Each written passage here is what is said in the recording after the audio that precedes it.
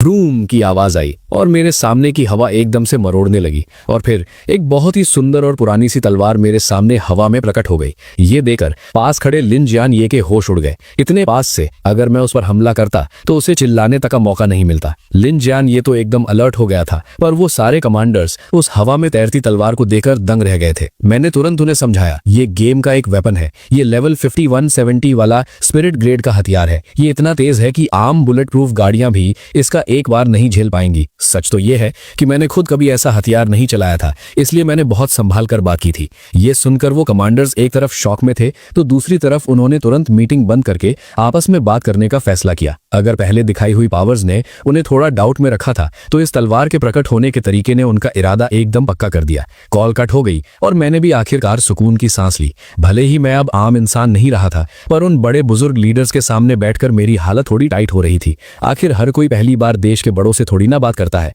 इस खाली टाइम का फायदा उठाते हुए मैंने फिर से अपना फोन निकाला और गेम ओपन कर लिया। डोंगकोंग मिलिट्री रीजन आने से पहले मैं पहले ही अपने कैरेक्टर को वुटोंग फियर्स रियल्म डंजन में ट्रायल के लिए भेज चुका था। इसी बीच मेरा लेवल भी 52 तक पहुंच गया था। सिर्फ 1 घंटे में 2 लेवल बढ़ गए। लगता है इस वुटोंग फियर्स रियल्म में आम डंजन से कहीं ज्यादा एक्सपीरियंस मिलता है। पता नहीं जब असली मिथोलॉजिकल एरा सच में आएगा तो असली दुनिया में ये डंजन्स किस शक्ल में होंगे। 1 घंटे बाद वीडियो कॉल फिर से कनेक्ट हुई। सारे कमांडर्स के चेहरे बहुत गंभीर थे। नंबर 1 कमांडर तो बस मुझे ही घूरे जा रहे थे। कमांडर चेन शुआन, मीटिंग में ये डिसाइड हुआ है कि देश अब एक मिथोलॉजिकल स्पेशल ब्यूरो बनाएगा जो सीधा ड्रैगन कंट्री कैबिनेट के कंट्रोल में रहेगा। इसके डायरेक्टर तुम होगे और कॉमरेड लिन जियान ये डेप्यूटी डायरेक्टर बनेंगे। इस ब्यूरो का HQ अभी के लिए डोंगफेंग बेस में ही होगा। तुम और लिन जियान ये आपस में बात करके इसका पूरा सिस्टम बनाओ और हमें रिपोर्ट दो। इसके साथ ही ये पहला ऑर्डर है, अगले 1 हफ्ते तक देश का हर काम इस ब्यूरो के लिए रास्ता छोड़ेगा ताकि हम आने वाली आफत का सामना कर सके। और तुम्हारा अगले कुछ दिनों का सबसे बड़ा काम ये है कि गेम में अपना लेवल जितना हो सके ऊपर ले जाओ। जितने भी पैसे लगेंगे वो सब देश के खजाने से आएंगे। ये सब सुनकर तो मेरे दिमाग का दही हो गया। मैं तो बस देश का सपोर्ट चाहता था ताकि अपनी ताकत बढ़ा सकूं और उन्हें बस आने वाली तबाही के बारे में बताना चाहता था। ये अचानक मैं डायरेक्टर कैसे बन गया? ये पूरे ड्रैगन कंट्री के फ्यूचर का मामला था। इतना बड़ा बोझ मुझ जैसे एक छोटे ऑफिस वर्कर के लिए। मेरी जगह कोई और होता तो उसके होश उड़ जाते। मुझे थोड़ा हिचकिचाते हुए देखकर कमांडर ने एकदम पक्के इरादे के साथ दोबारा कहा, कॉमरेड चैन शुआन, तुम्हें खुद की औकात कम आंकने की जरूरत नहीं है। तुम्हें जो ब्लू स्टार का इकलौता क्लोज्ड बेटा क्वालिफिकेशन मिला है वो अकेले ही साबित करता है कि तुम आम इंसान नहीं हो। देश को तुम पर पूरा भरोसा है तो तुम्हें भी खुद पर भरोसा रखना होगा।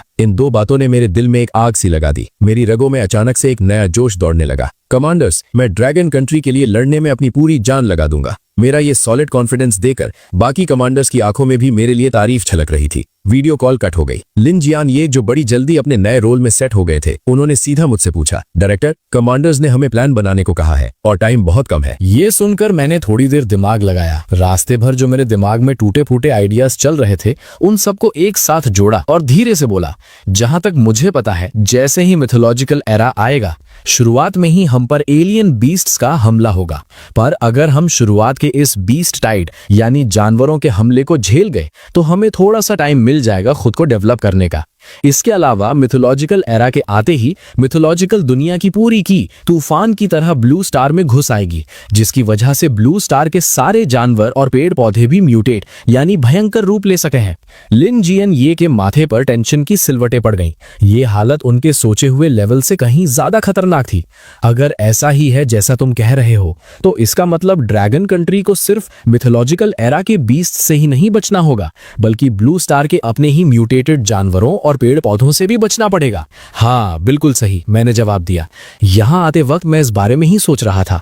मैंने दिमाग में एक बेसिक प्लान सेट कर लिया है। पहला पॉइंट ये है कि हमें बहुत बड़े लेवल पर आर्मी में भर्ती करनी होगी ताकि मिथोलॉजिकल एरा की आफत का सामना किया जा सके, क्योंकि ये कोई छोटी मोटी लड़ाई नहीं होने वाली। हमारे ड्रैगन कंट्री को लगातार नई आर्मी और फोर्स की जरूरतें पड़ेंगी। दूसरा पॉइंट, देश से प्यार करने वाले जितने भी लोग बाहर हैं यानी ओवरसीज हैं, उन सबको वापस बुला लिया जाए और जिन्हें बाहर की हवा ज्यादा पसंद है उनके साथ कोई जबरदस्ती मत करो। मिथोलॉजिकल एरा शुरू होने से ठीक 2 दिन पहले ड्रैगन कंट्री को अपने सारे बॉर्डर्स पूरी तरह बंद करने होंगे। तीसरा पॉइंट, हर स्टेट की मेन सिटी को अपना बेस बनाया जाए। छोटी सिटीज को बड़ी सिटीज के साथ जोड़कर पूरे 34 डिफेंस जोन्स बनाए जाएं और उसके बाद सारी पब्लिक को सेफ तरीके से इन डिफेंस जोन्स के अंदर शिफ्ट शिफ्ट किया जाए। इसके साथ ही हर डिफेंस जोन में 2 लाख सोल्जर्स तैनात किए जाएं। हमें की एनर्जी डिटेक्ट करने वाले सेंटर्स भी बनाने होंगे ताकि हमें जल्दी से जल्दी पता चल सके कि ये खतरनाक बीस्ट्स कहां छुपे बैठे हैं। चौथा पॉइंट,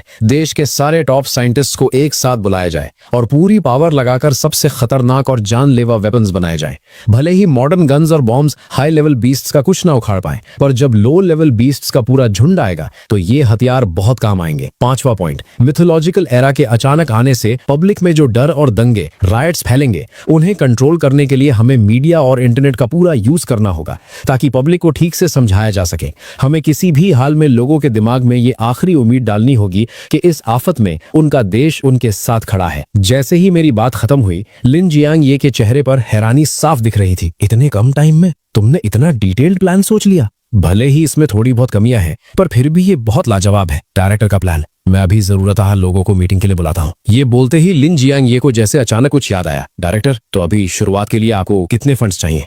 ये सुनकर मैंने हल्के से स्माइल किया। जब देश ही मेरा सबसे बड़ा सपोर्ट बन चुका है तो सोच का लेवल तो बड़ा रखना ही पड़ेगा ना। शराफत या शर्म दिखाने का तो अब कोई सवाल ही नहीं पैदा होता। तो ठीक है, पहले 10 बिलियन दे दो, गेम में थोड़ा रिचार्ज मारना है। इतने बड़े अमाउंट पर लिन जियांग ये को बिल्कुल भी हैरानी नहीं हुई। आखिर अब मैं पूरे ड्रैगन कंट्री का सबसे वीआईपी इंसान जो बन चुका था। उन्होंने तुरंत एक और कॉल लगाई। करीब 10 मिनट बाद जब मैंने अपने फोन का मैसेज देखा जिसमें 0 इतने थे कि स्क्रीन पर ठीक से फिट भी नहीं आ रहे थे, तो मेरा दिल औकात से बाहर जोरों से धड़कने लगा। सिर्फ 10 बिलियन ही तो है। साले पैरों, कांपना बंद कर सकते हो क्या? डायरेक्टर, मुझे तुरंत एक्सपर्ट्स की मीटिंग बुलानी होगी ताकि प्लान डिस्कस हो सके। क्या आप भी मेरे साथ चलना चाहेंगे? नहीं, अभी के लिए मेरा सामने ना आना ही ठीक रहेगा। इन सब कामों का पूरा चार्ज आप ही लीजिए। असली लोगों के साथ मीटिंग खेलने से अच्छा मुझे अभी गेम में अंधाधुंध पैसे उड़ाने का मजा ज्यादा पसंद आ रहा था। लिन जियानिये के वहां से निकलने के बाद मैंने फिर से अपना फोन निकाला और जैसे कोई शॉपिंग मॉल में पागलों की तरह खरीदारी करता है, मैं भी शुरू हो गया। उन गिफ्ट पैक्स की प्राइसेस को देखकर जो बस 1 घंटे पहले मेरी औकात से बिल्कुल बाहर थे,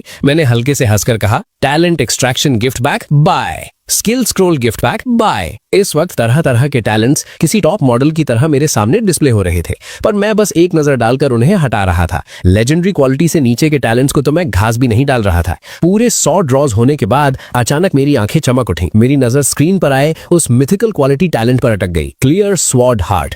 ये स्वॉर्ड पाथ का top level mythical quality talent था। ये मुझे किसी भी आने वाले खतरे का पहले से ही अंदाजा दे सका था। हजारों तलवारें अपने ओरिजिन पर वापस आती हैं, ये तो जान बचाने के लिए एकदम मस्त चीज है। मैंने बिना किसी देरी के सीधा इसे बाइंड कर लिया। अगले आधे घंटे तक मैंने पागलों की तरह अंधाधुंध पैसे उड़ाए और आखिरकार मैंने अपने 5 टॉप लेवल मिथिकल टैलेंट्स चुन लिए थे। एक तो था कियोस स्वॉर्ड डोमेन। ये सारे स्वॉर्ड पार्ट्स को एक साथ मिला सकता था और इसमें मैं खुद से भी नई स्किल्स समझ सकता था। अगला था earth dragon overlord body. Alien beasts का खून और की निगलकर ये मेरी फिजिकल बॉडी को और सॉलिड बना सकता था। जब ये परफेक्ट लेवल पर पहुंच जाएगा तो मेरी फिजिकल बॉडी ही सेंट लेवल की हो जाएगी। उसके बाद आया ओथ फर्नेस। ये एलियन बीस्ट्स को पिघलाकर उन्हें लाइफ क्रिस्टल्स में कन्वर्ट कर सकता था। ये लाइफ क्रिस्टल्स मेरी या किसी और की पावर बढ़ाने के काम आ सकते थे। और आखिरी था ज़ोडिएक निर्वाणा। ये एक टॉप लेवल पैसिव टैलेंट था। जब भी बाइंड करने वाले यानी मुझ पर मौत का खतरा आएगा तो ये निर्वाणा ट्रिगर कर देगा और मुझे एक नई जिंदगी दे देगा। इन 5 बड़े टैलेंट्स के साथ मैं लगभग हर फील्ड में एक इनविंसिबल वॉरियर बन चुका था। अटैक के लिए मेरे पास केओस स्वॉर्ड बॉडी थी और डिफेंस के लिए अर्थ ड्रैगन ओवरलॉर्ड बॉडी।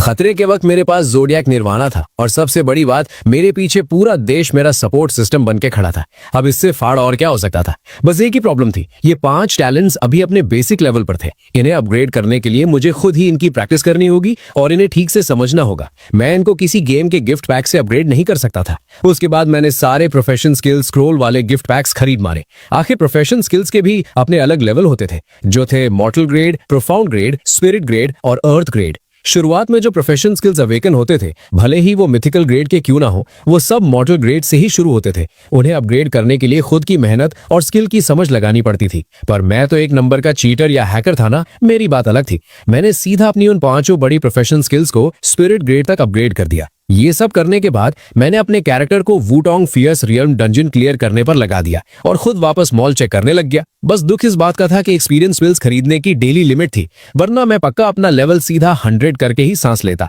खुद को सिर से लेकर पैर के नाखून तक फुल पावर से सेट करने के बाद आखिरकार मुझे अपनी टीम की याद आई। आखिर जब मिथोलॉजिकल एरा सच में आएगा, मैं भले ही कितना भी स्ट्रांग हो जाऊं, मेरे 3 सिर और 6 हाथ थोड़ी ना थे कि सब अकेले हैंडल कर लूंगा। एक तगड़ी और भरोसेमंद टीम बनाना ही लंबा टिकने का असली प्लान था। इसीलिए मॉल के अंदर जो चीज टाइम से पहले रियल दुनिया में लाई जा सकती थी, वो अवेकनिंग स्टोन तो मुझे हर हाल में खरीदना ही था। मैंने डिटेल में चेक किया, ये गिफ्ट पैक एक दिन में सिर्फ 3 ही आते थे। हर एक पैक में एक अवेकनिंग स्टोन होता था और एक अवेकनिंग स्टोन से पूरे 100 लोग अपना प्रोफेशन अवेकन कर सकते थे।